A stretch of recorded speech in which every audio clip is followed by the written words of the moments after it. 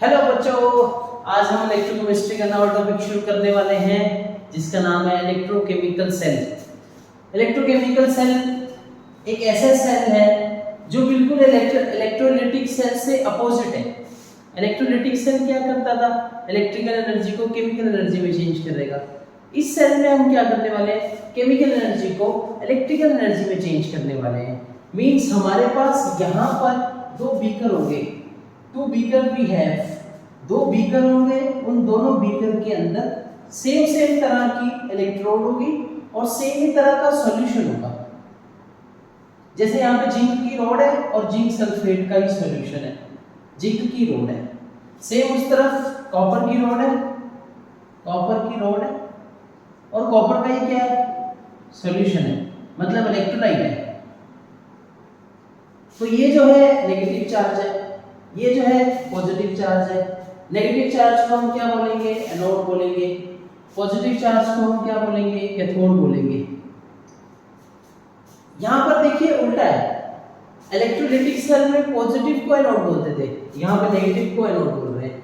Positive को क्या बोल रहे हैं? कैथोड बोल रहे हैं। पूरा रिवर्स सिस्टम है। इलेक्ट्रोकेमिकल सेल में हमने एक एक्सटर्नल वोल्टमीटर लगा रखा है। सर वोल्टमीटर क्यों लगा रखा है? तो बच्चों वोल्टमीटर से ही तो पता लगेगा कि केमिकल एनर्जी से इलेक्ट्रिकल एनर्जी बनी कि नहीं बनी, इसलिए हमने यहाँ पे वोल्टमीटर लगा रखा है। अब जनरली प्रिंसिपल क्या होता है, फटाफट से हम प्रिंसिपल को समझ लेते हैं।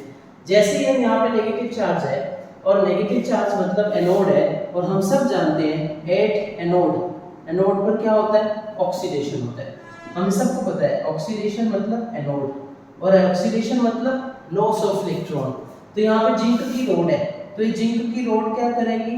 Zn+2 सॉल्यूशन बना, Zn+2 आयन बना के दो इलेक्ट्रॉन अपने में से क्या करेगी? रिमूव कर देगी। तो यहाँ पर जिंक की रॉड की क्या हो रही है बच्चों? ऑक्सीडेशन हो रही है। तो ऑक्सीडेशन होने से क्या होगा? ये जिंक की रॉड आप देखिए धीरे धीरे धीरे धीरे पतली होती जा रही है, और इसमें से Zn+2 आयन यहाँ पर बढ़ते जा रहे हैं। Zn+2 आयन, Zn+2 आयन, और यहाँ से जो दो इलेक्ट्रॉन निकले, ये दो इलेक्ट्रॉन वायर के थ्रू एक्सटर्नल सर्किट में कैथोड की तरफ मूव कर रहे हैं। तो हमारे पास Zn+2 आयन यहाँ पर है, प्लस सल्फेट आयन भी है यहाँ पर, बट सल्फेट आयन कम है। Zn+2 आयन जैसे जैसे टाइम बढ़ता जाएगा वैसे वैसे Zn+2 आयन भी क्या होते जाएंगे? बढ़ते चले जाएंगे। तो मेजॉरिटी किन आयंस की है यहाँ पर? Zn+2 आयंस की है। आगे देखते हैं, रोड हमारी पतली होती जा रही है, यहाँ से इलेक्ट्रॉन मूव करके कैथोड के पास पहुंचे, और हम सब बच्चों जानते हैं कैथोड पर क्या होने वाली है? बहुत बढ़िया रिडक्शन होने वाली है। और रिडक्शन का मतलब क्या होता है बच्चों? Gain of electron. जैसे ही वहां से दो इलेक्ट्रॉन निकल के आएंगे, यहाँ पे हमारे पास कॉपर सल्फेट पड़ा है, ये कॉपर सल्फेट क्या कर देगा? कॉपर +2 बना लेगा, सल्फेट -2 बना लेगा, और ये जो कॉपर +2 है वो दो इलेक्ट्रॉन को क्या कर लेगा? गेन कर लेगा। देखिए आप ध्यान से, कॉपर +2 ने क्या करा? दो इलेक्ट्रॉन को क्या कर लिया? गेन कर लिया, और क्या बन गया हमारे पास? कॉपर बन गया। और इस प्रोसेस को हम सब क्या बोलते हैं? बोलो बोलो, क्या बोलते हैं? रिडक्शन बोलते हैं। और रिडक्शन का मतलब गेन ऑफ इलेक्ट्रॉन। तो अब देखिए ये जिंक की रॉड यहाँ से पतली हो रही है क्योंकि जिंक Zn+2 में चेंज कर रहा है, और यहाँ पे आप देखिए ये जो कॉपर +2 का आयन है, ये कॉपर +2 का आयन कॉपर बना रहा है, मतलब कॉपर की रॉड क्या होती जा रही है? मोटी होती जा रही है। अगर हम देखें कॉपर की रॉड क्या होती जा रही है? मोटी होती जा रही है, क्योंकि यहाँ पे कॉपर बन रहा है, यहाँ पे कॉपर फॉर्म हो रहा है, तो कॉपर यहाँ पे डिपॉजिट हो रहा है। Cu+2 आयन खत्म होते जा रहे हैं, और यहाँ पे सल्फेट आयन की मेजॉरिटी है। यहाँ पे सल्फेट आयन क्या है? एक्सेस अमाउंट में, एक्सेस अमाउंट में। यहाँ पर कौन से आयन एक्सेस अमाउंट में? Zn+2। जैसे जैसे टाइम बढ़ रहा है वैसे वैसे Zn+2 आयन क्या है? एक्सेस अमाउंट में। तो ये बहुत इंपॉर्टेंट है, हमें पता होना चाहिए किस बीकर में कौन से वाले आयन एक्सेस में और कौन से वाले आयन मिनिमम है। तो यहाँ पर Zn+2 एक्सेस में, यहाँ पे सल्फेट -2 एक्सेस में, और ये काम हमारा चल रहा है। और जिस मकसद से हमने ये बनाया है, जिस उद्देश्य से हमने ये बनाया है कि हमारी केमिकल एनर्जी इलेक्ट्रिकल एनर्जी में चेंज हो जाए। देख लीजिए आप, केमिकल से इलेक्ट्रिकल माने इलेक्ट्रॉन मतलब करंट, आउटर सर्किट में करंट मूव और इलेक्ट्रॉन मूव हो रहे हैं, मतलब करंट चल रहा है। और ये कार्यक्रम अपना चलना शुरू हो गया। हमारा लक्ष्य जो उद्देश्य था केमिकल से इलेक्ट्रिकल वो कंप्लीट हो गया। पर कुछ टाइम के बाद क्या होगा, जैसे जैसे Zn+2 यहाँ बढ़ते जाएंगे, बच्चों ध्यान से देखिएगा, Zn+2 बढ़ते जाएंगे तो यहाँ पे क्या होगा, पॉजिटिव पोटेंशियल ज़्यादा होगा। और आप सबको पता है जब पॉजिटिव पोटेंशियल यहाँ पर ज़्यादा हो गया तो यहाँ से इलेक्ट्रॉन निकलना अब बंद हो जाएंगे, क्योंकि आप सब जानते हैं पॉजिटिव ज़्यादा होने के कारण पॉजिटिव नेगेटिव में क्या होगा, अट्रैक्शन होगा, इलेक्ट्रॉन यहाँ से मूव नहीं करेंगे। तो ये कुछ टाइम के लिए तो चलेगा, बट आफ्टर सम टाइम ये वाला सेल, ये वाला जो हमारा केमिकल से इलेक्ट्रिकल एनर्जी बन रही है, आफ्टर सम टाइम ये क्या हो जाएगा, स्टॉप हो जाएगा। ये स्टॉप ना हो इसके लिए हमने यहाँ पर इसके साथ एक नया इंस्ट्रूमेंट भी ऐड किया है जिसको हम बोलते हैं सॉल्ट ब्रिज। आप सब ने +1 क्लास में पढ़ा है, this is salt bridge. Sir ये सॉल्ट ब्रिज क्या होता है? सॉल्ट ब्रिज क्या होता है? It is U shaped tube. क्या है ये? यू शेप्ड ट्यूब है। सर ये यू शेप्ड क्यों है? आप शेप देखो इसकी, यू की तरह है। सर किससे मिलके बनी है? ये मिलके बनी है इलेक्ट्रोलाइट से। कौन कौन से इलेक्ट्रोलाइट इसमें यूज होते हैं? K2SO4 means potassium sulphate, KCl means potassium chloride, ammonium chloride etcetera.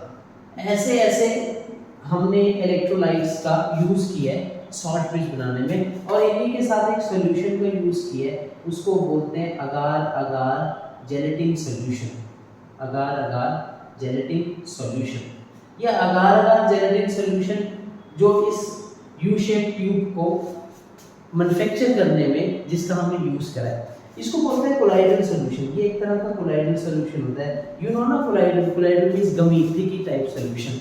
तो अब देखिए ये तो इसकी होगी मैन्युफैक्चरिंग यूनिट, मींस ये बना किस चीज से है? यू शेप ट्यूब है, पोरस एंड्स है। ये क्या होता है? Porous ends. पोरस एंड्स का मतलब है यहाँ से भी ओपन है और यहाँ से भी ओपन है, इधर से भी आयन जा सकते हैं, इधर से भी आयन जा सकते हैं, और इन सॉल्यूशन से मिलकर के ये बना है। अब इसकी खास बात क्या है? हमने ये लगाया क्यों यहाँ पे? हमारा तो मकसद पूरा हो गया था। क्या मकसद था? केमिकल एनर्जी से इलेक्ट्रिकल एनर्जी बनानी थी, वो तो पूरी हो गई थी। फिर सॉल्ट ब्रिज क्यों लगाया? अभी मैंने जैसे आपको बताया कि यहाँ पे पॉजिटिव पोटेंशियल बढ़ने से इलेक्ट्रॉन निकलना बंद हो जाएंगे, यहाँ पे नेगेटिव आयन बढ़ रहा है, तो नेगेटिव पोटेंशियल बढ़ने से वो इलेक्ट्रॉन जो उधर आ रहे हैं वो गेन थोड़ी होंगे, यहाँ पे कुछ टाइम के बाद तो रुकेंगे। इसलिए हमने यहाँ पर ये वाला सॉल्ट ब्रिज यूज करा। अब मान लेते हैं सॉल्ट ब्रिज के अंदर पोटेशियम सल्फेट है, तो ये मैं पोटेशियम सल्फेट को आयंस में डिसॉल्व कर रहा हूँ। तो ये सॉल्ट ब्रिज क्या करेगा? ये सॉल्ट ब्रिज इलेक्ट्रिकल न्यूट्रलिटी को मेंटेन करके रखेगा। ये सॉल्ट ब्रिज क्या करेगा? यहाँ पे जो पॉजिटिव चार्ज बढ़ रहा था बच्चों, इस पॉजिटिव चार्ज को मिनिमाइज करेगा। कैसे? ये जो नेगेटिव आयन सॉल्ट ब्रिज का खुद है, ये यहाँ पे मूव होना शुरू हो जाएगा। ये नेगेटिव आयन सल्फेट आयन इधर मूव होगा। ऐसे जो यहाँ पर सल्फेट आयन बढ़ रहा था जिसके कारण इलेक्ट्रॉन इधर नहीं आ पा रहे थे क्योंकि नेगेटिव नेगेटिव रिपल्शन होती, तो यहाँ पर ये जो K पॉजिटिव सॉल्ट ब्रिज का आयन है वो इधर मूव होना शुरू हो जाएगा। तो आप देख रहे हैं जनरली सॉल्ट ब्रिज कर क्या रहा है? आयंस की मूवमेंट कर रहा है दोनों को दोनों बीकर में, ताकि ये जो नेगेटिव और पॉजिटिव चार्ज दोनों बीकर में एनहांस हो रहा है, बढ़ रहा है, उसको हम न्यूट्रलाइज कर सके। इस चीज को हम बोलते हैं कि सॉल्ट ब्रिज का काम है to maintain the electrical neutrality. क्या करके रखे? इलेक्ट्रिकल न्यूट्रलिटी को मेंटेन करके रखे, to maintain the electrical neutrality. और वो ये काम करता है, कैसे करता है? आयंस की क्या करके, आयंस को क्या करके ट्रांसफर करके। आयन इधर जाते हैं, आयन इधर जाते हैं, आयंस ट्रांसफर होते हैं विदाउट एनी मिक्सिंग। मिक्स नहीं होते, विदाउट एनी मिक्सिंग आयन हमारे क्या हो जाते हैं? ट्रांसफर हो जाते हैं। और हमारा पूरा जो 1 मिनट के बाद बंद हो रहा था इलेक्ट्रोकेमिकल सेल, वो 1 मिनट के बाद जो बंद हो रहा था अब वो बंद होना बंद हो जाएगा। अब ये पूरा चलता रहेगा जब तक ये रोड है ना, जब तक ये रोड खत्म नहीं हो जाती तब तक ये पूरा प्रोसेस चलता रहेगा। और हमारा मकसद कौन सा मकसद? याद करके रखो मकसद। क्या मकसद सर? अरे एक तो मकसद है केमिकल एनर्जी को इलेक्ट्रिकल एनर्जी में क्या करना है? चेंज करना है। केमिकल एनर्जी को इलेक्ट्रिकल एनर्जी में चेंज करना है। और उस मकसद को हासिल करने में हम 100% सक्सेस हुए। यहाँ पे हमारी केमिकल एनर्जी इलेक्ट्रिकल एनर्जी में चेंज हो गई। दूसरी बात, ये जो इलेक्ट्रॉन यहाँ से मूव हो रहे हैं तो कोई ना कोई फोर्स लग रही होगी जो इस इलेक्ट्रॉन को मूव करवा रही होगी। बच्चों उस फोर्स को हम बोलते हैं ईएमएफ। आप सबने प्लस वन में भी पढ़ा है। What do you mean by EMF? Electro, बोलो बोलो सभी, मोटिव, आगे फोर्स, इलेक्ट्रोमोटिव फोर्स। ये वाला जो बीकर है, यहाँ पर जो फोर्स लग रही है जो इलेक्ट्रॉन को मूव करवा रही है, इसको हम बोलते हैं E naught oxidation. Sir E naught oxidation क्यों बोल रहे हैं आप? ये एनोड पे ऑक्सीडेशन होती है। इलेक्ट्रोकेमिस्ट्री लेसन का सबसे इंपॉर्टेंट पॉइंट तो एक ही है, at anode oxidation take place, at cathode reduction take place. तो यहाँ पे ऑक्सीडेशन पोटेंशियल है, इसलिए हम इसको बोल रहे हैं ई नॉट ऑक्सीडेशन। और यहाँ पे कौन सा पोटेंशियल है? यहाँ पे रिडक्शन पोटेंशियल है, इसको हम बोल रहे हैं ई नॉट रिडक्शन। तो ई नॉट ऑक्सीडेशन उधर से, ई नॉट रिडक्शन इधर से। अगर मैं आपको पूरे सेल का पोटेंशियल पूछूं तो पूरे सेल का पोटेंशियल आप मुझे बोल देंगे। पूरे सेल का पोटेंशियल क्या होगा? E naught cell is equal to E naught oxidation plus E naught reduction. So this is the formula to find out the E naught cell electromotive force. Either you say that standard electrode potential. बच्चों ये जो E naught है इसको हम standard electrode potential भी बोलते हैं। तो standard electrode potential पूरे सेल का कितना हो जाएगा? E naught oxidation plus E naught reduction. Very very important for your examination. अच्छा, इस ऑक्सीडेशन, ये ऑक्सीडेशन कहाँ पर हो रही है? एनोड पे हो रही है, तो एनोड का ऑक्सीडेशन। ये रिडक्शन कहाँ पर हो रही है? कैथोड पे हो रही है, तो कैथोड का रिडक्शन। तो इस फार्मूले को हम अलग करके भी लिख सकते हैं। यहाँ पर आप देख लीजिए, इस फार्मूले को मैं ऐसे भी लिख सकता हूँ। कैसे? E naught cell is equal to E cathode reduction. Sir reduction पे, अरे कैथोड पे रिडक्शन ही तो होती है, तो ई कैथोड रिडक्शन माइनस में ई एनोड। अब ऑक्सीडेशन ही लिखेंगे क्योंकि नोड पे तो ऑक्सीडेशन होती है, बट मैंने माइनस का साइन ले लिया ना यहाँ पर। तो जब अगर ऑक्सीडेशन होती है और आप माइनस का साइन यूज कर रहे हैं तो ऑटोमेटिक रिडक्शन भी चेंज हो जाता है। तो ई नॉट एनोड साथ में रिडक्शन पोटेंशियल। ये वाला फॉर्मूला हम यूज करेंगे फर्दर आगे न्यूमेरिकल्स को सॉल्व करने में। आगे जितने भी न्यूमेरिकल्स हमारे आएंगे, नलनेस इक्वेशन के आएंगे, गिब्स फ्री एनर्जी के आएंगे, इक्विलिब्रियम कांस्टेंट के आएंगे, सारे के सारे न्यूमेरिकल कंसंट्रेशन सेल के आएंगे, सारे के सारे न्यूमेरिकल हम इस फॉर्मूले से सॉल्व करेंगे। तो आज का ये हमारा सुंदर सा टॉपिक होप आप सबको क्लियर होगा।